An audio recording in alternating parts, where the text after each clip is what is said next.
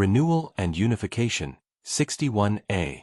Some Foundational Premises of My Understanding of Existence. By Abdel Moumin, Ibrahim, Ahmed.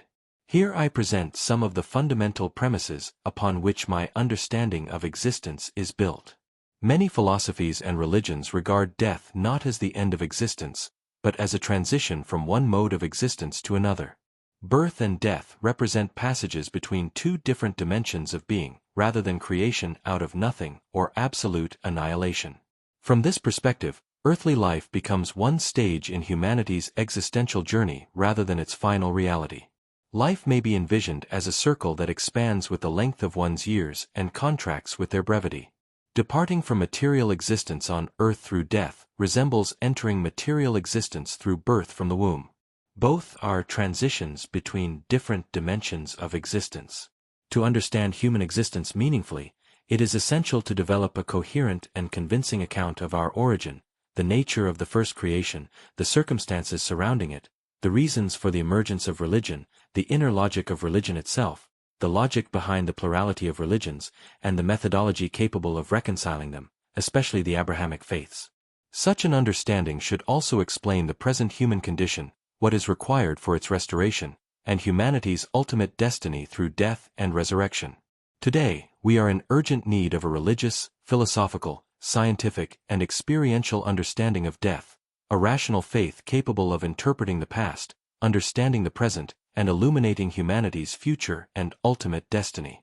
I believe that such an approach already exists in the explanation of the divine law as I have presented it from an Islamic perspective in my book United Visions. Religion came to reveal humanity's relationship with its divine origin and to clarify its ultimate individual and collective destiny. This, I believe, constitutes one of the greatest distinguishing characteristics of the Abrahamic religions.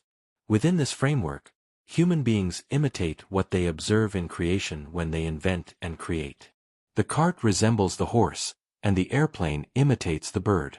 Likewise, the unseen universal network of existential consciousness may be compared to the Internet created by humanity.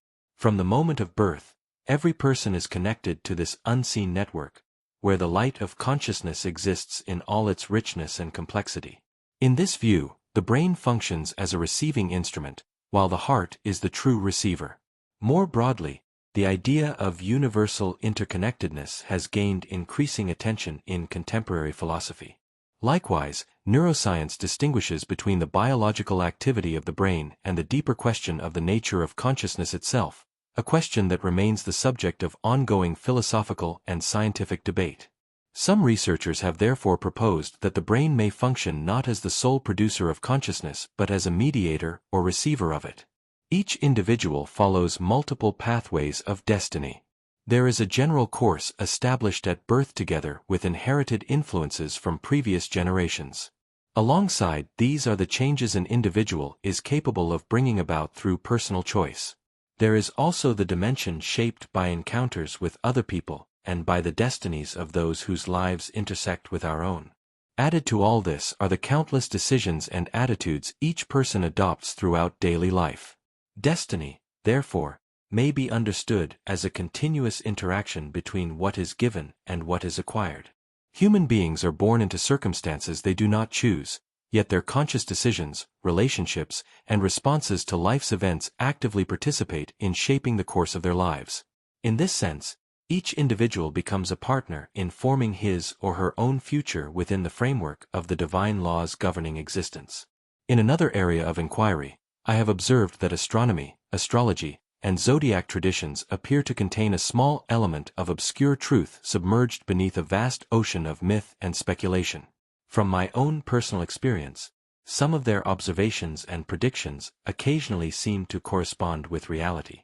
Nevertheless, they remain imprecise, subjective, inconclusive, and often inconsistent with ordinary rational analysis, or perhaps they operate according to a different logic from that of empirical reasoning.